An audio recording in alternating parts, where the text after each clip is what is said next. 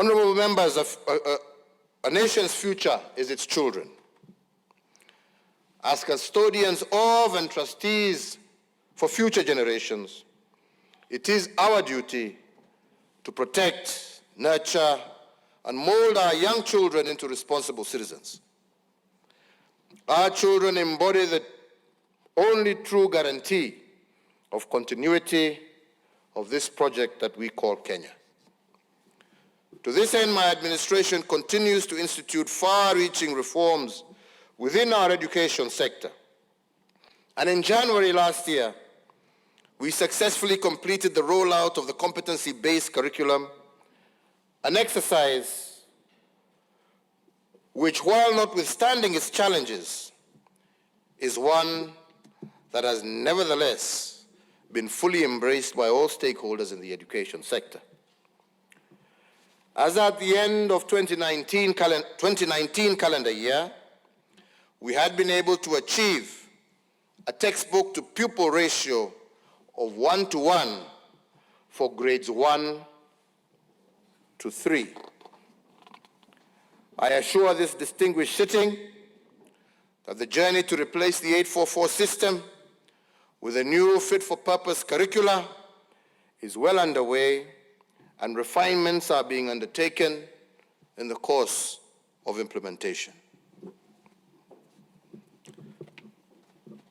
Honorable members, as a parent and also as a grandparent, I share in the pain and frustration of most parents in having our children home for nearly an entire year. However, as a responsible government, we put the health and safety of the children as the paramount consideration. The gradual and phased reopening of schools that began with the examination classes is being carefully monitored at all levels so as to ensure that our young Kenyans are safe and secure as they continue preparing for their national examinations. The Ministry of Education will, within 14 days of the date hereof, announce the 2021 academic calendar, with all other classes expected to resume learning in January of 2021. Still on the subject of our basic education, I made a commitment to the nation during my last State of the Nation address that no child should be left behind, meaning that no child be denied their right to access education.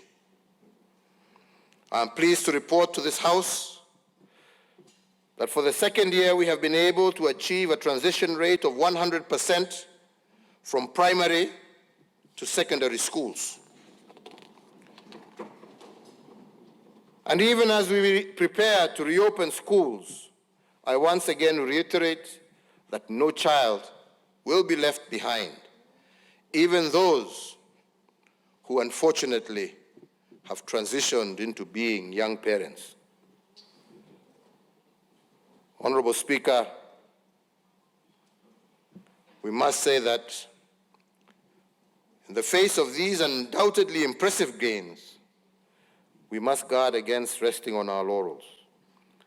The next frontier in the quest to providing education for all is to improve our education in Kenya by enhancing quality of education, both in terms of physical structure as well as content. It is evident that our public day and boarding secondary school infrastructure is overstretched. As a result, our students are suffering congestion in both classes and dormitories. These challenges, however real, must not stop us from pursuing what we know to be the right thing for our children. Rather, they should act as motivation for us to work even harder. Through a combination of interventions, both policy and financial, involving the Ministry of Education, county governments, and members of the National Assembly through the National Government Constituency Development Fund, we shall have the necessary resources to address the infrastructure gap to our education sector conclusively within the next 24 months. In this regard, I therefore appeal to members of the National Assembly that the use of funds under your oversight should be used primarily to respond to the immediate and short-term needs of our learners. Currently, there is an urgent need for construction and equipping of more dormitories, classes, and other amenities to further facilitate ease of learning for our children. Indeed, conscious of the fact that significant financial resources will be deployed towards the construction of at least 12,500 new classrooms and related school facilities. And in that regard,